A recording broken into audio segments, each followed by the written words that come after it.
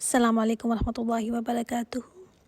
رب اشرح لی صدری ویسر لی امری واحلل عقدۃ من لسانی یفقہوا قولی۔ اللہم فقہنا فی الدین، اللہم انی اسألک علما نافعا وعملا متقبلا ورزقا طیبا۔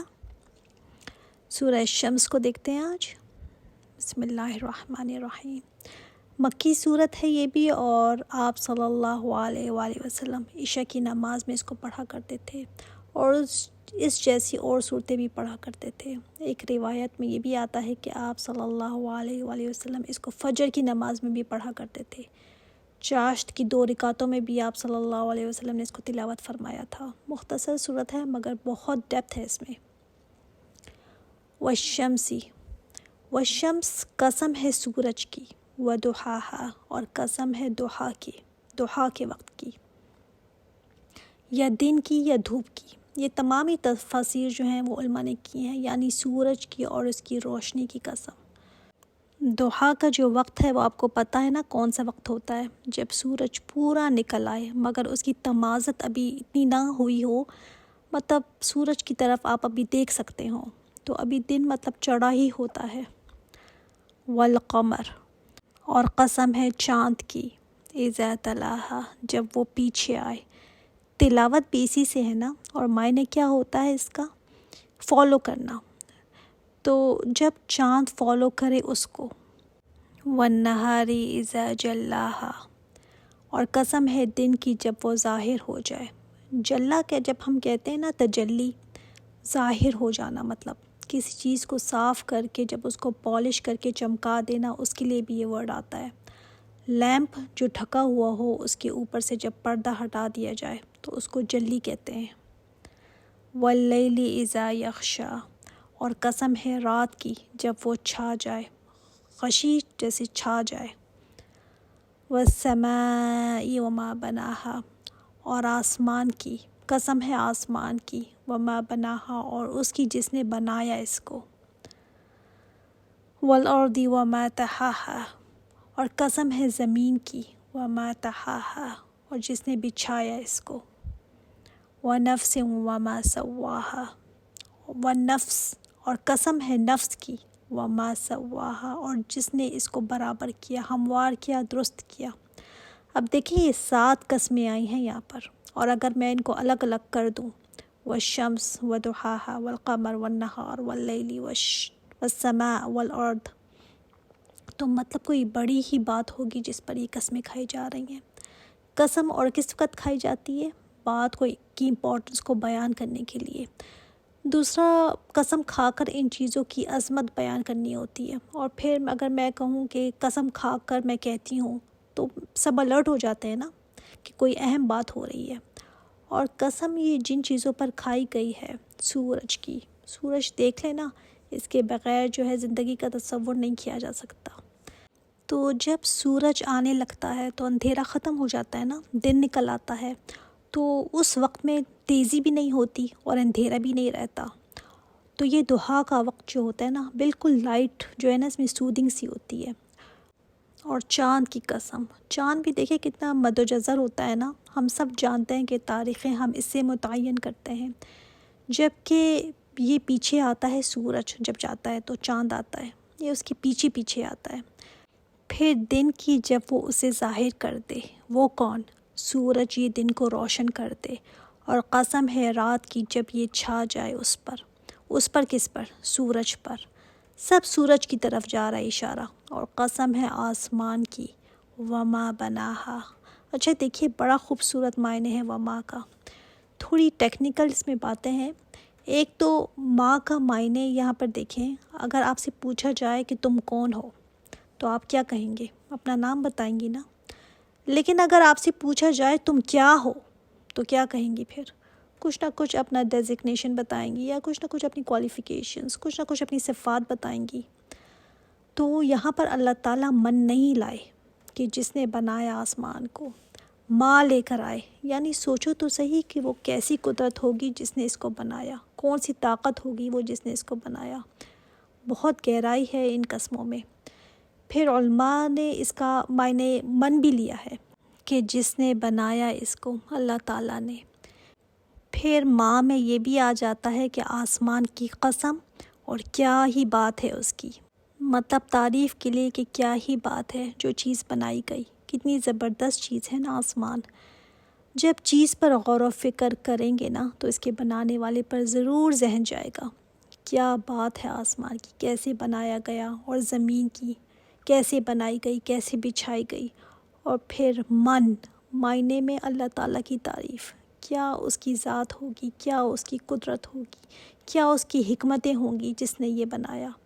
اور پھر نفس، جس کو سنوارا اس نے، درست کر دیا، اس کی فنیشنگ ٹچز دیے، اس کو برابر کیا، جیسے ایک توازن رکھا نا زمین و آسمان میں، کائنات میں، اسی طرح ایک بیلنس دیا انسان کو۔ اپنے آپ کو ہی دیکھ لینا، ہماری لیفٹ سائڈ اور رائٹ سائڈ کتنی بیلنس ہے۔ اگر اس میں تھوڑا سا بیلنس بھی خراب ہو جائے نا، ایک ٹانگ تھوڑی سی چھوٹی ہو جائے تو انسان پھر کیسے چلتا؟ کتنا فرق آ جاتا ہے نا چھوٹے سے فرق سے، پھر انسان کی کمر میں بھی درد رہتا، گھٹنے متاثر ہوتے۔ تو کتنا پیارا بیلنس رکھا اللہ تعالیٰ نے، تخلیق نہیں کی، صرف سواہا بھی کیا، اس کو برابر بھی کیا، توازن بھی دیا۔ اب دیکھیں نا ساری یہ قسمیں ہمیں کیا بتاتی ہیں کہ کتنا بیلنس ہے اللہ تعالیٰ کی کائنات میں۔ سورج آتا ہے، اس کے بعد چاند آتا ہے، دن نکلتا ہے، پھر رات آتی ہے، نہ کوئی آگے جا رہا ہے، نہ کوئی پیچھے، نہ کوئی عمل دخل دے رہا ہے ایک دوسرے میں، حالانکہ سب ایک دوسرے کے اپوزٹ ہے، اختلاف ہے، لیکن پھر بھی ساتھ ساتھ چل رہے ہیں۔ تو نفس کو بھی بیلنس رکھا اللہ تعالیٰ نے، یہ نہیں کہ ایک طرف زیادہ چیز کر دی اور ایک طرف کم۔ فَأَلْهَمَهَا فُجُورَهَا وَتَقْوَاهَا، پھر اس میں الہام کر دیا بدی کو بھی اور تقوی کو بھی۔ کیا مطلب ہے اس کا؟ اللہ تعالیٰ نے پہلے تو اس نفس کو بیلنس کیا، جیسے اسکیل میں چیزیں رکھ کر اس کو برابر کیا جاتا ہے نا، سنوار دیا، یعنی اتنا زبردست اس کو سنوارا ہے اللہ تعالیٰ نے کہ اس میں فا جب آ گیا نا تو مطلب پچھلی بات سے یہ کنیکٹڈ ہو رہا ہے۔ فَأَلْهَمَهَا، ہا جو ساتھ لگا ہوا ہے نا تو یہ نفس کی طرف اشارہ ہے، تو ڈال دیا اس نفس میں بدی بھی اور تقوی بھی، نیکی کی پہچان بھی ڈال دی، بدی کی پہچان بھی ڈال دی۔ خیر و شر انسان اچھی طرح جان سکتا ہے، بغیر کچھ پڑھے ہوئے، بغیر کچھ جانے ہوئے، اللہ تعالیٰ نے یہ انسان کے اندر پروگرامڈ کر دیا ہے، نفس کے اندر ڈال دیا، کیا کہ انسان کو پتہ چل جاتا ہے جو بھی وہ کرتا ہے۔ آپ صلی اللہ علیہ وآلہ وسلم نے معیار دیا ہے برائی گناہ کو جانچنے کا، فرمایا برائی وہ ہے جو دل میں کھٹکے، برائی کر کے نا انسان کو چین نہیں آتا کہ یہ صحیح نہیں کیا میں نے، اس لیے کسی مفتی کے پاس جانے کی ضرورت نہیں ہوتی، اس کا اپنا آپ اس کو بتاتا ہے کہ میں نے یہ کیا کیا ہے۔ اور اگر جاتے بھی ہیں نا مفتی کے پاس تو وہ دل میں جو کھٹک رہا ہوتا ہے نا تو پھر اس سے جا کر مفتی سے پوچھتے ہیں کہ بتائیں اس بارے میں، اور کبھی کبھی تو اپنی مرضی کے فتوے کے لیے ایک کے بعد دوسرے مفتی کے پاس جاتے ہیں کہ کہیں سے میری مرضی کا جواب مجھے مل جائے تاکہ میں اپنے ضمیر کو سلا دوں۔ یہ ضمیر ہی ہے نا نیکی اور بدی کو جو پہچان کراتا ہے، اور انسان کے اندر رکھی ہے اللہ تعالیٰ نے یہ چیز۔ ہاں یہ ضرور ہے کہ انسان جب اپنے اندر کی آواز کو دباتا رہتا ہے تو ایک دن آتا ہے پھر اندر کی آواز مر جاتی ہے، کیونکہ جب شروع میں کی تھی نا برائی تو احساس تھا اس وقت، ضمیر کا چوکے دیتا تھا۔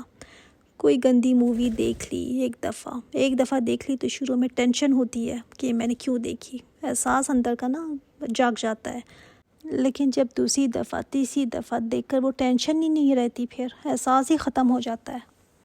اب دیکھ لینا ہمارے ملکوں میں جو فلمیں اور چیزیں بڑے آرام سے فیملی کے ساتھ دیکھی جاتی ہیں، ہمارے بچے جو پلے بڑے ہوتے ہیں ان کے عادی نہیں ہوتے، تو ایک دم وہ نا ان چیزوں کو دیکھ کر ہماری شکلوں کو دیکھتے ہیں کہ یہ کیا ہے، تو ایک سلیم الفطرت انسان کو یہ چیز اچھی نہیں لگتی۔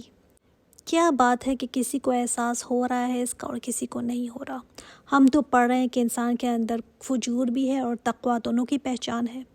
بات وہی آ گئی نا پھر کہ ضمیر سو چکا ہے، اللہ تعالیٰ نے تو ڈال دیا ہے اندر، کتابیں بھی بھیجی، رسول بھی بھیجے، لیکن انسان پھر بھی برائی کو ہی پسند کر لے تو پھر کیا، خود ہی کو پھر ملامت کرے۔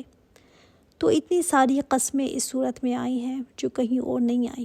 کیا بات ہے جس پر اتنی قسمیں اللہ تعالیٰ نے کھائی ہیں؟ اللہ تعالیٰ کی بات تو سچی ہے، لیکن قسمیں کھا لیں اور وہ بھی اللہ تعالیٰ، اور اتنی قسمیں کھائے، اس سے اللہ تعالیٰ نے کیا بتایا انسان کو؟ الرٹ ہو جانا چاہیے نا، تاکہ میں سنوں تو صحیح کہ کیا بتانا چاہ رہے ہیں اللہ تعالیٰ۔ قد افلح من زکاہا وقد خاب من دساہا، یہ وہ باتیں ہیں جن پر قسمیں کھائی گئی ہیں۔ اب قد بھی آ گیا، مطلب یقیناً، قسمیں کھا کر پھر قد بھی آیا، مطلب کہ نو ڈاؤٹ، اس چیز کو تو پلے باندھ لے اپنے۔ افلح، کامیاب ہو گیا، سکسیس مل گئی اس کو، کس کو؟ من زکاہا، جس نے پاک کر لیا۔ کیا پاک کر لیا؟ جسم کو پاک کر لیا، کپڑوں کو پاک کر لیا، جوتوں کو پاک کر لیا، کس کو پاک کر لیا؟ زکاہا، یہ ہا کی جو ضمیر ہے نا، یہ نفس کی طرف جا رہی ہے۔ جس نے پاک کر لیا اس نفس کو، وہ کامیاب ہو گیا۔ دوسری آیت میں بھی ہم دیکھ لیتے ہیں، پھر میں آپ کو ایکسپلین کرتی ہوں۔ وقد خاب من دساہا، اور ناکام ہو گیا وہ جس نے دبا دیا اس کو۔ کیا ہے یہ پاک کرنا اور کیا ہے یہ دبانا؟ جاننا چاہیں گے؟ ہاں، کیوں نہیں، کیونکہ سکسیس اسی بیس پر ہے۔ کبھی ہم نے سوچا ہے نفس کو پاک کرنے کا؟ کیا چیز ہوتی ہے تزکیہ نفس کرنا؟ کس طرح اس کو پاک کرنا ہے؟ کیا کروں؟ تزکیہ کا پہلا مطلب پاک کرنا اور نشو و نما دینا۔ پاک کرنا برائیوں سے، ختم کرنا اس کو، پیچھے پڑ جانا اس کے کہ میں نے اپنے سے یہ برائیاں ختم کرنی ہے۔ اور ختم کرنے کے لیے پہلے کیا کرنا ہوگا؟ تبھی ختم ہوں گی نا برائیاں۔ سب سے پہلے اپنا محاسبہ کرنا ہوگا کہ مجھ میں یہ برائیاں ہیں۔ ہر ایک اپنے اندر دیکھے کہ مجھ میں کیا کیا برائیاں ہیں۔ غصہ مجھے اگر آتا ہے، غصے آتا ہے یا حسد آ جاتا ہے، میرے اندر کینے ہیں، میں لوگوں سے معاملات یہ کرتی ہوں، ایسے جواب دیتی ہوں، کوئی اپنی زبان سے تنگ ہے، پہلے اپنے آپ کو چیک کریں۔ اور چیک کرنے کے لیے بھی پہلے ماننا ضروری ہے کہ میرے اندر یہ برائی ہے۔ اگر مانتے ہی نہیں کہ مجھے تزکیے کی ضرورت ہے تو پھر تو بات ہی یہیں پہ ختم ہو گئی۔ بہت پیاری حدیث ہے مسند احمد کی، شرم بھی آئی حدیث پڑھ کر کہ حضرت عائشہ رضی اللہ تعالیٰ عنہ فرماتی ہیں کہ رات کو میں ایک مرتبہ میری آنکھ کھلی تو میں نے دیکھا کہ آپ صلی اللہ علیہ وسلم اپنے بستر پر نہیں ہیں۔ تو اندھیری کی وجہ سے میں نے اپنے ہاتھوں سے ٹٹولنے لگی۔ آپ کو پتہ ہے نا، وہاں لائٹ وغیرہ تو اس وقت تھی نہیں، تو گھپ اندھیرا تھا۔ تو میرے ہاتھ آپ صلی اللہ علیہ وسلم پر پڑے، تو آپ صلی اللہ علیہ وسلم اس وقت سجدے میں تھے اور دعا فرما رہے تھے، ربی آتی نفسی تقواہا وزکیہا انت خیر من زکاہا انت ولیہا و مولاہا۔ اے اللہ میرے نفس کو تقوی دے دے، اے اللہ اس کو پاک کر دے، تو بہترین پاک کرنے والا ہے، تو ولی ہے اس کا، مولا ہے اس کا۔ اور شرم اس بات پہ آئی کہ ہم تو ایسی دعائیں نہیں کرتے۔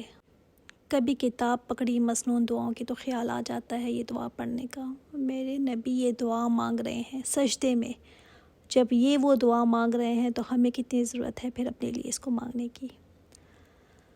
تو یہ قرآن دل میں نہ اتراؤ نا تو پھر اپنا آپ ٹھیک لگتا ہے۔ تو اس لیے محاسبہ کرنا اپنا کہ میں صحیح ہو جاؤں، مجھ میں کیا کیا برائیاں ہیں۔ اچھا، پہلا سٹیپ کہ کیا برائیاں ہیں، اس کا میں محاسبہ کروں، پھر میں اس کو اپنے اندر سے نکالوں۔ جب اس کے پیچھے آپ پڑ جائیں گے نا تو آہستہ آہستہ یہ برائیاں کمزور ہونے لگتی ہیں۔ پھر میرے اندر کون کون سی نیکیاں مجھے پیدا کرنی ہے، نشو و نما کیا ہے، اسٹرانگ کرنا نیکیوں میں اپنے آپ کو، خود کو نیکی کے راستے پر ڈالنا۔ جیسے صفائی کر کے سجاوٹ کرنی ہو نا تو کیا مشکل کام سب سے زیادہ ہے؟ سجاوٹ کے لیے تو بچے بھی آ جاتے ہیں، صفائی مشکل کام ہے نا، اس کے لیے کوئی آگے نہیں آتا۔ اسی طرح نیکی کرنا پھر بھی آسان ہے، مگر برائیاں اپنے اندر سے ختم کرنا بہت مشکل ہے، اور یہ مسلسل کام ہے۔ اگر آپ یہ سوچتے ہیں کہ آج میں نے کر لیا بس ٹھیک ہے ہو گیا، نہیں، کچھ دن بعد پھر پاپ اپ کرے گی یہ۔ جیسے ایڈز پاپ اپ ہوتے ہیں نا، اسی طرح برائیاں بھی پاپ اپ ہوتی ہیں۔ آج صفائی کر لی، پھر کل کینہ حسد آ گیا، صاف کیا تھا میں نے مگر پھر کل بخل آ گیا، غیبت ہو گئی، پھر کئی اور برائیاں ہوں گی۔ مسلسل محنت ہے یہ، اور کرتے رہنا ہے اس کو جب تک کہ موت نہ آ جائے۔ اور جو یہ کرے گا وہ فلاح پا جائے گا۔ فلاح جو ہے نا، کسان کو اصل میں کہتے ہیں، کیونکہ بہت محنت کرتا ہے نا کسان، تبھی اچھی فصل تیار ہوتی ہے۔ وہ بیج ڈال کر سو تو نہیں جاتا، پانی بھی ڈالتا ہے، اس کا خیال بھی رکھتا ہے، پھر اس کی جڑی بوٹیاں بھی کاٹتا رہتا ہے، کیڑے مکوڑے اس کو نہ کھا جائیں، یہ خیال رکھتا رہتا ہے۔ محنت والی زندگی ہے نا، تو فلاح بھی جو کامیابی ہے آسان نہیں ہے۔ برائیاں تو شروع میں ہی اگر ہم پکڑ لیں نا تو بہتر ہے، کیونکہ جب وہ پختہ ہو جائے نا انسان میں تو پھر اس کو نکالنا زیادہ مشکل ہوتا ہے، اس کو ختم کرنا بہت مشکل ہو جاتا ہے۔ دوسرا نیکی کی عادت بنانا. شروع میں دل نہیں کرتا، سست بھی پڑ جاتا ہے بندہ، مگر کرتے رہیں، جیسے تیسے کی کرتی ہیں کرتے رہیں. آہستہ آہستہ یہ محبوب ہونے لگے گی آپ کو، پھر طبیعت کا عادت کا حصہ بن جاتی ہے یہ. اسی طرح قرآن سے جڑ کر کہیں اگر کہیں نا کہ میرا عمل نہیں بدل رہا، تو چھوڑ کر کیا آپ کا عمل بدل جائے گا؟ نہیں، اس کو کرتے رہیں، جڑے رہیں اس کے ساتھ، ایک دن عمل میں بھی بدل جائے گا انشاءاللہ. وقد خواب من دساہا، ناکام ہو گیا وہ جس نے دبا دیا اس نفس کو. مطلب آواز اندر سے اٹھی تھی کہ صبح کا وقت ہے، نماز پڑھ لو، لیکن اس نے آواز کو دبا دیا. ابھی تھکی ہوئی ہوں، رات صحیح سے سوئی نہیں، آج نہیں کل پڑھ لوں گی، دبا دیا نا اس آواز کو. اسی طرح قرآن کی طرف دعوت دی جائے اور خیال آئے بھی کرنے کو، دل چاہے بھی، مگر پھر کیا خیال آیا، ٹائم نہیں ہوتا، میرے بچے بھی چھوٹے ہیں، کام اور بھی میرے بہت ہیں، تو دبا دیا نا اندر کی آواز کو. تو نیکیوں کے خیالات بھی پاپ اپ کریں گے، کیونکہ اللہ تعالیٰ نے انسان کے ساتھ فرشتوں کو بھی رکھا ہوا ہے جو نیکی کے خیالات ڈالتے رہتے ہیں انسان میں. ساتھ ساتھ شیطان بھی ہے، وہ بھی ڈالے گا باتیں. تو اللہ تعالیٰ نے تو دونوں چیزیں رکھی ہوئی ہیں، اور اندر سے یہ ہوتا بھی ہے کہ یہ بعض اوقات خیالات غلط ہیں، مگر پھر اس آواز کو ہم دبا دیتے ہیں. تو ناکام ہو گیا ایسا شخص. اب دن میں دیکھ لینا کتنی دفعہ نیکی کے مواقع ہمارے پاس آتے ہیں، مگر ہم ان کو دبا دیتے ہیں اندر کی آواز کو، ان خیالات کو، اور کتنی ہی برائیاں بھی موقع بھی آتے ہیں جس کو ہم کر جاتے ہیں. کذبت ثمود بطغواہا، جھٹلایا سمود نے اپنی سرکشی کی وجہ سے. سمود ایسی قوم تھی نا جس نے اس آواز کو دبا دیا تھا، فجور کے راستے پر چل پڑے تھے یہ. اذ انبعث اشقاہا، اور جب کھڑا ہوا اس کا بڑا بدبخت. ایک تو شقی ہوتا ہے نا بدبخت، اور ایک ہوتا ہے اشقا، یہ سپرلیٹو ڈگری ہے. سب سے زیادہ بدبخت کون تھا؟ وہ جس نے اونٹنی کی کونچی کاٹ ڈالی تھی. اب سب چاہ یہی رہے تھے کہ کوئی اونٹنی کو مار ڈالے. یہ اونٹنی اللہ تعالیٰ نے معجزے کے طور پر پہاڑ سے نکالی تھی، تو سب کو تھا کہ اس کو مار دیا جائے، مگر ایک بندہ کھڑا ہوا جو بڑا ہی بدبخت تھا، اس نے جرأت کر کے اس کو مار ڈالا. وہ سب سے بڑا بدبخت تھا. اس کا مطلب کہ گناہ میں سب شامل ہوتے ہیں جن کی رضامندی اس میں ہو. سارے ہی کہہ رہے ہوں ہاں ٹھیک ہے یہ، اور ایک کھڑا ہو کر کر دے، کہہ دے کہ تم سے تو نہیں ہوتا، میں کر کے دکھاتی ہوں، اور وہ کام کر جائے، تو وہ سب سے زیادہ ورسٹ ہو گئی. باقی سب بھی اس میں شامل گناہ میں ہوں گے، مگر وہ جو کر جائے وہ ورس ہوگا. تو اونٹنی کو مارنے میں باقی بھی شامل تھے، مگر اس کو اشقا کہا گیا. فقال لهم رسول اللہ ناقۃ اللہ وسقیاہا، اور کہا تھا ان سے اللہ کے رسول نے، یہ اللہ کی اونٹنی ہے، اس کو پانی پلانا ہے. حضرت صالح علیہ السلام نے اپنی قوم کو بتا دیا تھا کہ یہ اللہ تعالیٰ کی اونٹنی اللہ تعالیٰ کا معجزہ ہے، تو ایک دن یہ پانی پیے گی اور ایک دن تم لوگوں کے جانور، اس کو کوئی ہاتھ نہ لگائے. فَكَذَّبُوهُ فَعَقَرُوهَا فَدَمْدَمَ عَلَيْهِمْ رَبُّهُمْ بِذَنبِهِمْ فَسَوَّاهَا. تو انہوں نے جھٹلایا رسول کو، پرواہ نہیں کی کہ رسول نے کیا کہا ان کو. فَعَقَرُوهَا، تو کونچیاں کاٹ ڈالی اس کی. فَدَمْدَمَ عَلَيْهِمْ، فَدَمْدَمَ میں نا جیسے ہیمرنگ کرنا ہوتا ہے، ایک کے بعد ایک، ایک کے بعد ایک. فَدَمْدَمَ عَلَيْهِمْ رَبُّهُمْ بِذَنبِهِمْ فَسَوَّاهَا، ہلاکت میں ڈال دیا. اور ایسی ہلاکت آئی ان پر کہ بار بار جو عذاب ان کو دنیا میں آیا نا، زلزلہ آیا، چیخ بھی آئی، پھر اس کے بعد ابھی عذاب ان کا ختم نہیں ہوا، برزخ میں بھی عذاب میں ہے یہ، پھر قیامت میں بھی عذاب. بِذَنبِهِمْ، ان کے گناہوں کی وجہ سے ان پر یہ عذاب آیا. فَسَوَّاهَا، تو برابر کر دیا ان کو، جیسے بالکل فلیٹ کر دیا ہو ان کو، کوئی نہیں بچا ان میں سے، نہ مرد، نہ کوئی عورت، نہ کوئی بچہ، نہ کوئی بوڑھا. وَلَا يَخَافُ عُقْبَاهَا، اور نہیں ڈرتا اس کے انجام سے. کون نہیں ڈرتا؟ اللہ تعالیٰ نہیں ڈرتا کہ لوگ میرے خلاف بغاوت کر لیں گے. دیکھیں جیسے دنیا میں نا بادشاہ ہوتا ہے تو وہ بھی خوف میں رہتا ہے کہ میں کچھ ایسا نہ کر دوں کہ لوگ میرے خلاف کھڑے ہو جائیں. تو اللہ تعالیٰ کو اس کی کوئی پرواہ نہیں ہے، اس کی مخلوق تھی، اس نے ختم کر کے وہ دوسروں کو لے آیا. سبحانک اللہم و بحمدک، اشہد ان لا الہ الا انت واتوب الیک. السلام علیکم ورحمۃ اللہ وبرکاتہ.